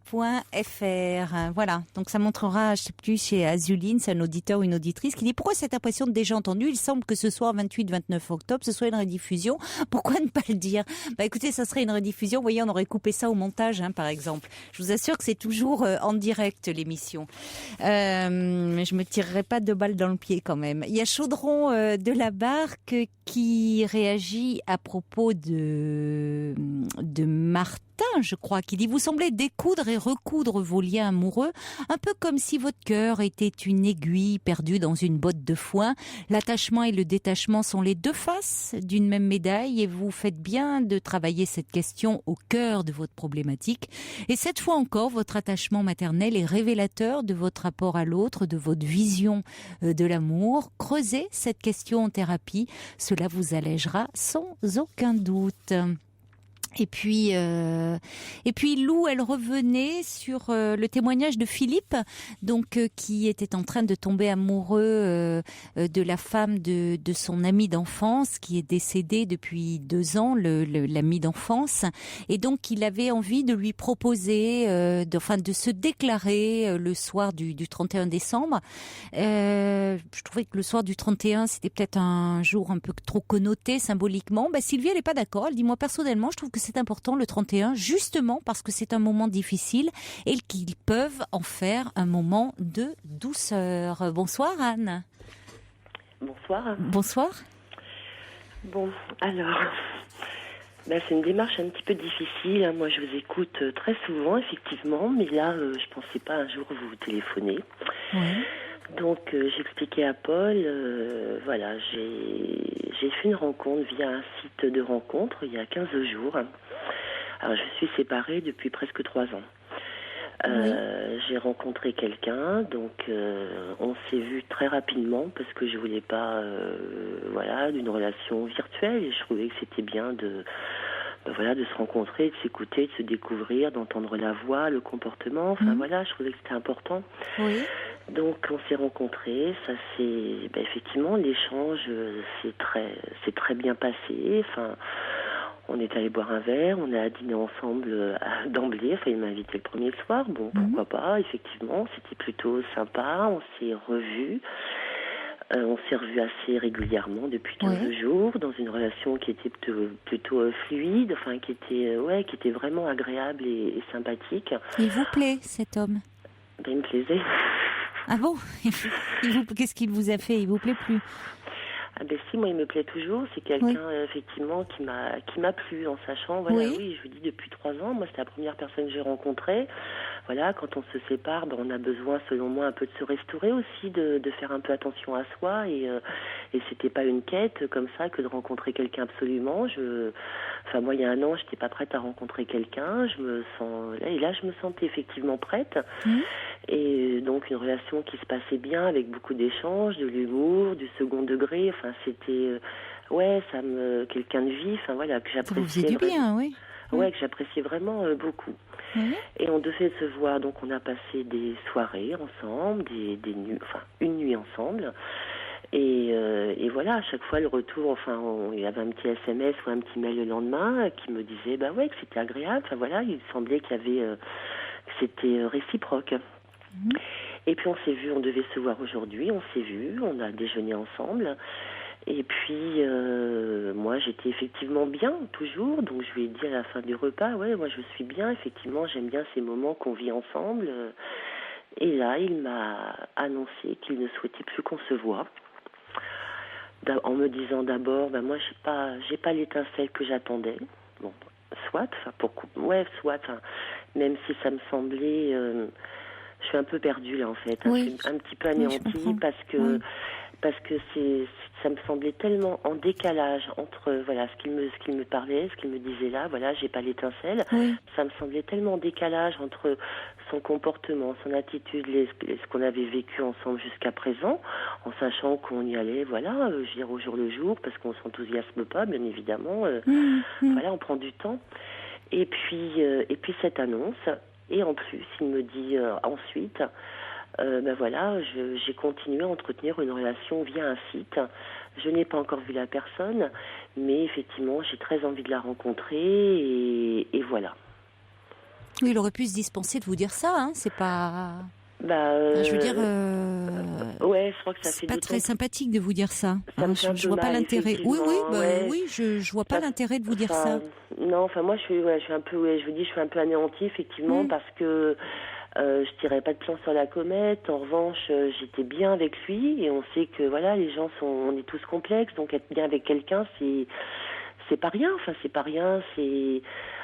Non, mais je trouve qu'il vous ménage pas en vous disant ça, parce que déjà on va revenir sur le fait que j'ai pas l'étincelle, mais la deuxième partie, il n'avait vraiment pas. Si vous voulez, qu'il ne veuille pas continuer, il vous le dit. Mais j'en parlais à l'instant avec Martin, faire en sorte, quand on veut mettre un terme à une relation, veiller à ne pas être blessant, faire plus que ne pas souffrir, parce que on peut pas, on peut faire souffrir évidemment si l'autre est déjà amoureux ou aime, encore plus.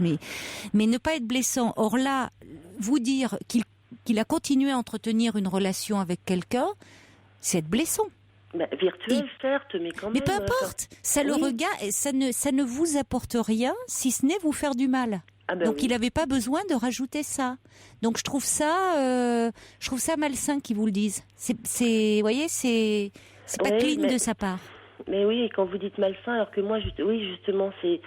Alors que moi, j'avais l'impression jusqu'à présent, mais alors j'ai dû me planter, hein, bien évidemment, puisqu'on en arrive là, mais j'avais l'impression justement que c'était quelqu'un de sain, vous voyez. Donc quand vous employez ce mot-là, c'est pas rien. Enfin, j'ai l'impression qu'il était qu'il était franc, que ce qu'on vivait ensemble, c'était vrai. Enfin, moi en tout cas, j'ai pas triché parce que je vous dis, voilà, c'était la première personne que je rencontrais depuis ma séparation avec mon mari, que c'est pas rien de se séparer. Enfin voilà, c'est pas une décision anodine et il faut du temps aussi pour se réparer un petit peu de tout ça, quoi, pour se retrouver face à face avec soi-même. Enfin, c'était maturé. C'était le jour où j'ai accepté. Bon, je l'ai rencontré effectivement la première fois, je pouvais pas savoir.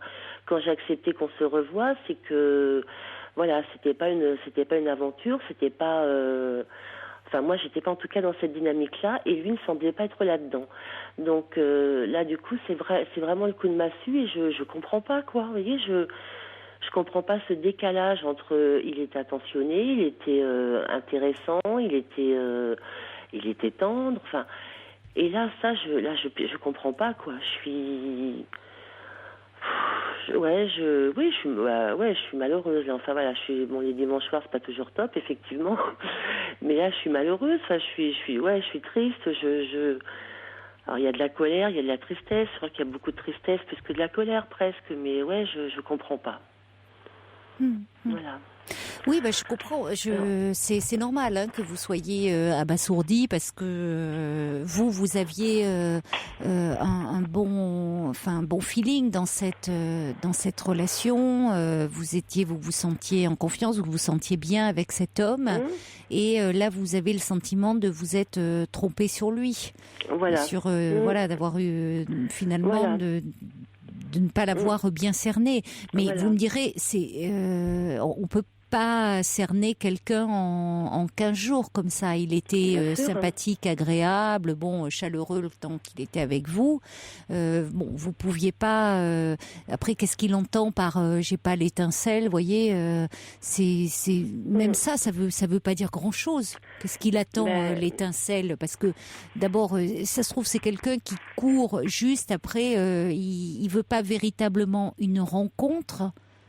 Il veut comme ça fonctionner au coup de cœur et que l'autre lui renvoie une bonne image de lui et que ça le rassure, et c'est peut-être pour ça d'ailleurs qu'il entretient plusieurs relations en parallèle. Il y a des gens qui vont sur la toile, hommes ou femmes, qui entretiennent comme ça plusieurs relations en parallèle, parfois d'ailleurs uniquement virtuel, ou parfois ils rencontrent l'autre une fois ou deux et pas plus. C'est pas que l'autre n'est pas bien, c'est que ils ne veulent pas plus parce qu'ils ont besoin de carburer à un peu cette drogue, d'être rassurés sur eux-mêmes. Oui. Donc, vous voyez, c'est parce que l'étincelle, c'est on parle de coup de cœur, de coup de foudre, vous voyez, on n'est pas dans le désir d'instaurer une relation profonde, sincère. Or vous, de construire. Or vous parlez d'autre chose quand vous dites il faut du temps. Pour instaurer, vous dites après une séparation, on doit d'abord se restaurer, et puis vous dites, d'abord vous êtes dans ce temps de la découverte, et puis vous verrez bien. Donc vous n'aviez pas la même, vous n'aviez pas la même notion du temps, la même approche, le même rapport, quoi. Au temps et à l'avenir, à ce que vous désiriez finalement. Ça ne veut pas dire qu'il n'était pas bien quand il n'était pas avec vous, ce qui fait que vous ressentiez aussi ce bien-être. Oui, mais c'est ça qui me chagrine et qui me rend, qui fait que je comprends pas. Il semblait effectivement bien quand il était avec moi, très bien. Même très bien. Mais que souhaitait-il, lui? Est-ce qu'il parlait finalement, est-ce que c'était des moments que vous partagiez, ou il vous disait qu'il attendait quoi, lui, de cette rencontre? Enfin, c'est très récent en même temps, c'est 15 jours. Donc c'est difficile de poser des questions. Il me disait rien, et puis moi je demandais rien. Enfin, je considère qu'au bout de 15 jours, on n'a pas... Oui, je vous comprends. Vous voyez, mais je vous pose la question parce que parfois, si vous voulez, par Internet, ça permet on va plus vite puisqu'on formule des attentes, du coup, qui sont parfois fausse, hein, parce qu'on met à l'autre ce qu'il veut entendre. Mais si on va là-dessus, parfois, c'est parce qu'on veut, justement, on a des attentes, on veut construire une relation. Mais là où je suis d'accord avec vous, où on ne veut pas, on veut juste comme ça s'amuser, passer un bon moment. Mais je vous rejoins. C'est vrai que dans les faits, au bout de 15 jours, ça serait prématuré que de dire qu'est-ce que tu veux, qu'est-ce que tu attends de la relation. Voilà, vous la viviez. On peut pas projeter comme ça serait trop anticipé. Voilà, moi je vivais le moment.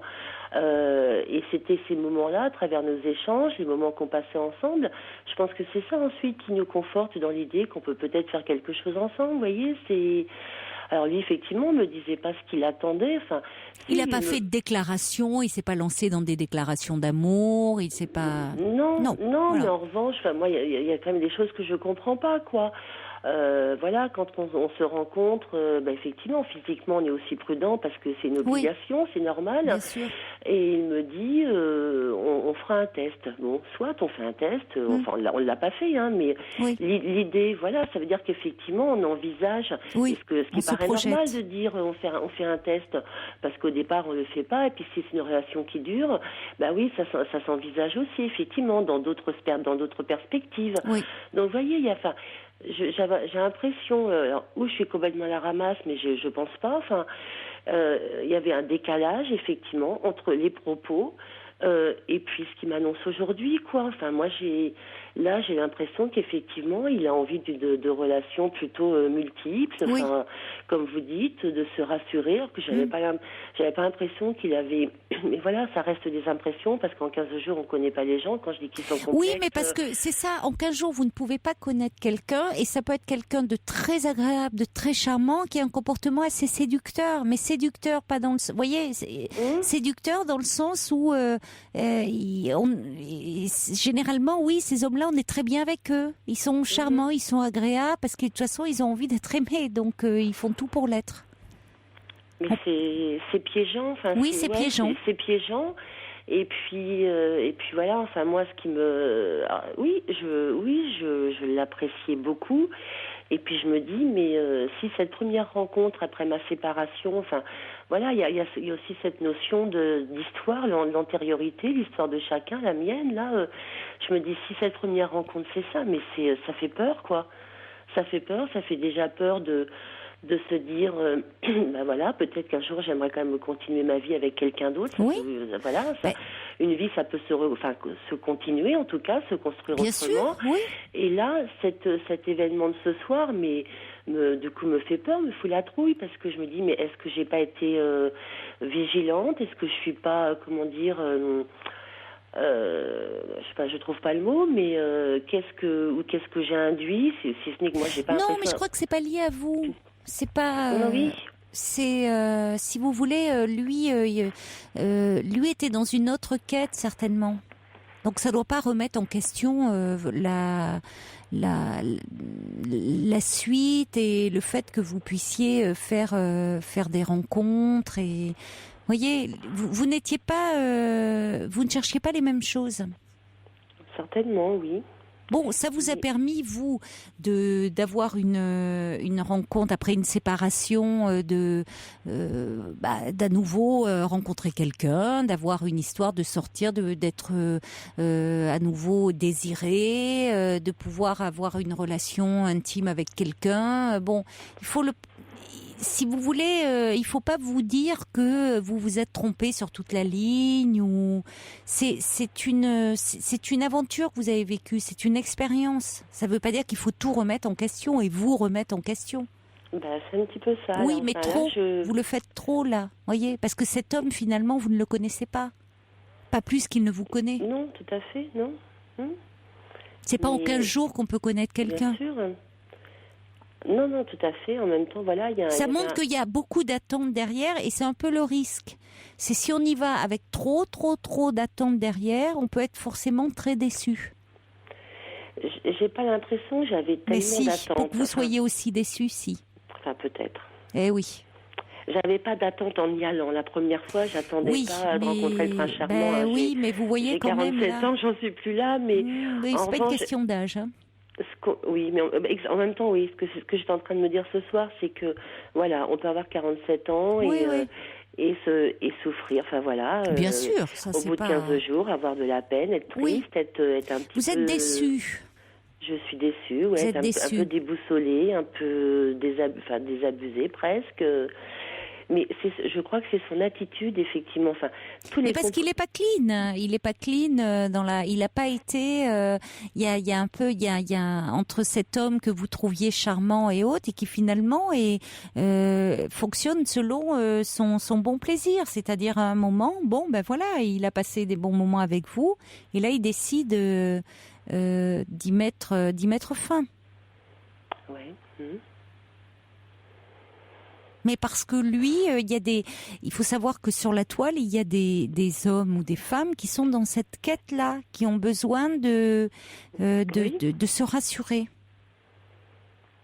Oui, sans doute, oui, j'écoute. Alors c'est déstabilisant, mais ça ne remet pas en question ce que vous êtes, vous. Il vous a rien enlevé à vous. Non, ça non, j'ai... Donc c'est peut-être vous par rapport à vos attentes qu'il faut voir, parce que ça montre que vous en attendez beaucoup. J'attends, sans doute que... Oui, j'attends plus que vous ne le pensez. Sans doute. Enfin, j'attends de nos relations, effectivement, qu'elles soient effectivement constructives, saines, fortes. Enfin, voilà, j'attends effectivement donc, au vu de ça, au vu de ça, il faut peut-être, ça n'enlève rien là, ce que vous avez vécu. Bon, voilà, ça vous remet un peu dans le bain de la relation, de la rencontre. Mais à quel prix, hein, enfin, non, mais non, il faut le vivre comme vous avez à nouveau là. Vous êtes, ça vient de se passer. Vous êtes dans la déception, mais vous allez vous remettre de ça. C'est pas le. Vous avez vécu des choses plus difficiles que ça. Oui. Bon, là vous êtes déçu, et ça se comprend que vous le soyez. Mais ça ne vous enlève rien de ce que vous êtes. C'est la problématique de cet homme. Oui, ça retire rien, effectivement, à l'estime que j'ai de moi, à ce que je connais de moi, de mes qualités, de mes défauts. Ça, effectivement, ça remet pas ça en question. Là-dessus, je suis pas. C'est ce que dit Brigitte. Il vous a blessé, oui, parce qu'il a été blessant en plus dans la façon dont il s'y est pris. Donc bon, voyez, plus cet homme, vous le découvrez sous un jour qui est pas sympathique. Mais comme dit Brigitte, pourquoi le premier homme venu serait-il le bon? Votre prochain amour, c'est ça, donc il y a quand même, quand vous dites j'attends pas le prince charmant, si un peu. C'est là que vous faites une rencontre et pas. Non, parfois il faut un peu plus de temps. Ça aurait pu être le bon, mais bon, il se trouve que voilà, c'est pas comme ça. Et vous avez vécu une relation, une rencontre, et il faut pas que ça vous coupe d'autres rencontres. Celui-là, de toute façon, il n'a pas été clean. Il faut garder là-dessus. Alors que vous soyez en colère, oui, vous avez le droit de l'être. Mais j'ai l'impression qu'il ne faut pas que vous soyez trop en colère contre vous-même, surtout. C'est ça le problème. On va accueillir Lana, qui est avec nous au 39-21. Bonsoir, Lana. Allô, bonjour Caroline. Oui, bonsoir. Oui. Vous écoutez Anne et vous avez envie de réagir sur son histoire. Oui, en fait, j'ai été interpellée par son témoignage. Par rapport aux rencontres sur Internet, et moi ce que je voulais lui dire, c'est que ce dont elle a parlé m'est déjà arrivé, et ça arrive très souvent sur Internet, parce qu'en fait les hommes ils s'enflamment beaucoup. Enfin, il y en a certains qui s'enflamment, c'est-à-dire qu'ils vont être très gentils, ils vont vous envoyer plein de textos, et puis ils vont du jour au lendemain ils vont stopper net la relation. C'est-à-dire que brutalement comme ça, un jour ils vont vous dire ça correspond pas, j'ai pas l'étincelle, j'ai pas la flamme, etc. Au revoir. Vous l'avez vécu, ça, vous l'avez Voilà, aussi. Oui. Vous l'avez entendu, je n'ai pas l'étincelle. Vous pensez que c'est le même? Non, mais ça, c'est une expression assez courante. Voilà, oui. Vous voyez, moi, je découvre. Je dois être un peu naïve, mais je découvre. Non, mais oui, c'est souvent comme ça. Donc, en fait, ça arrive très souvent. Donc, ils vont être très gentils. Enfin, moi, j'ai la même chose. Quelqu'un qui était très sympathique. On a passé beaucoup de temps ensemble, sur une période de 2 mois. Et puis comme ça, du jour au lendemain, c'était fini. C'était non, ça colle pas, alors que rien ne laissait présager un tel retournement de situation. C'est ça. Donc en fait, moi je pense qu'il faut pas vous prendre la tête, il faut pas vous remettre en question vous. c'est pas vous qui êtes le problème, c'est peut-être certains hommes qui zappent, tout simplement. Je me remets pas en question, effectivement. Quand je vous entends et quand j'entends ce fameux mot étincelle qui visiblement est dit couramment, je me dis que les gens trichent, quoi. Enfin, voilà, vous voyez, c'est que les gens. Il y en a beaucoup, ils sont pas à la recherche peut-être d'une relation sur le durable, en fait.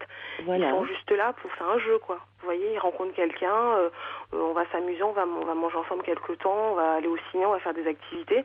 Et puis, vu qu'ils ont souvent des relations en parallèle, on va passer à la deuxième, et ainsi de suite. Eh bien, c'est ça, c'est exactement ça. Là, quand il m'annonce, effectivement, qu'il a une autre rencontre demain, en plus, en l'occurrence demain, moi, ça me... Qu'est-ce que vous lui avez dit, là, quand il vous a dit ça?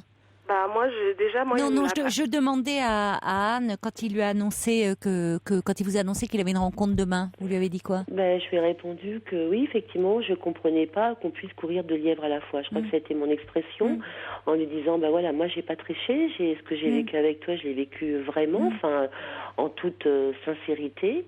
Et il me répond, moi aussi, mais effectivement, les échanges que j'ai eu par mail avec cette personne me donnent envie de la rencontrer. Et là, j'étais un peu abasourdie, quoi. Après, j'ai pas voulu me mettre en colère. Ils sont amoureux. Ça fait penser comme quelqu'un qui est plus amoureux de l'amour, vous voyez, que quelqu'un qui va être véritablement dans la rencontre où il va chercher un autre à aimer. Ils sont amoureux de l'amour et de ce qu'on leur envoie. Voilà, ils sont amoureux de la conquête et puis, comme vous disiez, d'être rassurés sur eux. Oui, voilà. Donc il faut que il y ait quelque chose. Il faut que ça change, quoi. Enfin, il carbure à ses émotions, à ses sensations. C'est tout premiers instants de la rencontre. Tout à fait ça. C'est comme un supermarché. Il y a profusion de belles femmes, de belles jeunes femmes qui sont à la recherche d'une relation, et il y a certains hommes qui consomment, en fait, si vous voulez. Oui. Ils sont comme au supermarché, aujourd'hui c'est l'une, demain c'est l'autre, ainsi de suite. Et comme vous dites, il y a un côté très masculin dans le fait de s'enflammer comme ça, c'est-à-dire à confondre finalement le désir et l'état amoureux plus que l'amour, parce que l'amour c'est encore autre chose, c'est beaucoup plus profond l'amour. Mais le désir et l'état amoureux, c'est-à-dire donc ils peuvent être réellement sincères sur le moment. C'est-à-dire quand ils envoient tous ces SMS, ces mails enflammés, parce qu'ils sont dans le désir là. Oui, mais le désir, on sait, ça peut retomber. Voilà. S'il n'y a pas derrière autre chose qui vient nourrir et fait qu'on part réellement à la rencontre de l'autre. Vous voyez, là, il n'y a pas le temps. Mais oui, mais ça veut dire que c'est drôlement difficile de décrypter effectivement à travers des mots la véracité du jeu, parce que quand vous dites le mot désir, c'est un mot qui est apparu dans un de ces SMS, et ça veut dire qu'il faut avoir une sacrée vigilance et puis être capable de décrypter. C'est très difficile. C'est-à-dire, d'autant plus que vous pourrez très bien, Anne, être aimée et réciproquement d'un homme qui va, la prochaine fois, vous parler de désir et vous dire qu'il vous désire. Oui, vous voyez, c'est-à-dire que l'amour ne vient pas comme ça. L'amour, c'est quelque chose qui d'abord, on est dans un état amoureux et le désir fait partie de cet état amoureux, et puis après, on passe à d'autres étapes. Donc, c'est pas parce que si la prochaine fois un homme vous dit qu'il vous désire qu'il va falloir partir en courant. Mais simplement, il va falloir savoir que le désir, c'est pas l'amour. Voilà. Moi je parlais pas d'amour, je parlais de bien-être, je parlais de... Bien sûr. Je parlais de bien-être, d'une relation fluide, d'un échange... Oui, vous auriez aimé, vous vous sentiez bien. D'une relation intellectuelle aussi qui collait bien, parce que ça c'était important et que ça me paraît pas tellement dissociable du désir et du plaisir et de... c'est un ensemble. Pour moi ça me paraît tellement important que ce soit un ensemble... j'ai pas d'être capable de discernement, je sais pas. C'est pas une question de discernement. C'est ce qu'on essaye de vous dire. Oui, non, vous en prenez trop à vous-même. J'entends en même temps ce que vous dites. Anne, c'est que c'est des hommes qui sont comme ça. Ils sont un peu, entre guillemets, comme des prédateurs. C'est-à-dire qu'ils viennent, ils vous rencontrent, ils sont très, très attentionnés, très, très heureux de vous rencontrer, ça se passe très bien. c'est aussi ce qui vous déstabilise, c'est que du jour au lendemain, c'est volte-face. Alors il y a Jean-Pierre qui dit mais il n'y a pas d'étincelle par Internet, sauf quand l'ordinateur explose. Et qu'est-ce que c'est l'étincelle au fait? Bon, c'est vrai, parce que... Alors il y a Lou qui dit cet homme semble plus à plaindre qu'autre chose, faille narcissique qui le pousse à séduire et quitter pour se rassurer quant à son image. Mieux vaut l'oublier pendant qu'il en est encore temps. C'est une bonne chose qu'il ait rompu aussi vite, parce que finalement vous auriez pu encore plus été en, voyez, en attente. Donc si vous voulez, il y a Tom qui dit ne baissez pas vos attentes, vous trouverez la bonne personne. Mais si vous voulez, bon, c'était pas lui, et il faut pas que ça vous remette vous fondamentalement en question. Comme vous le dit Lana, sur Internet il y a de tout. Voilà, donc il y a effectivement, ça pousse à ce côté consommation, malheureusement. Ouais. Ça ne veut pas dire qu'il n'y a pas des gens véritablement, hommes ou femmes, qui cherchent, c'est un moyen comme un autre de passer, d'établir des rencontres. Mais il y en a aussi pour qui c'est de la consommation, ou parce qu'ils vont remplir un vide au-delà de la consommation, remplir un vide ou chercher à exister. Il y a beaucoup de choses. Voilà. Bon courage à vous, il faut qu'on se quitte. Merci beaucoup Lana de votre aide. Et bon courage à vous. Merci beaucoup Caroline. Au revoir. Au revoir.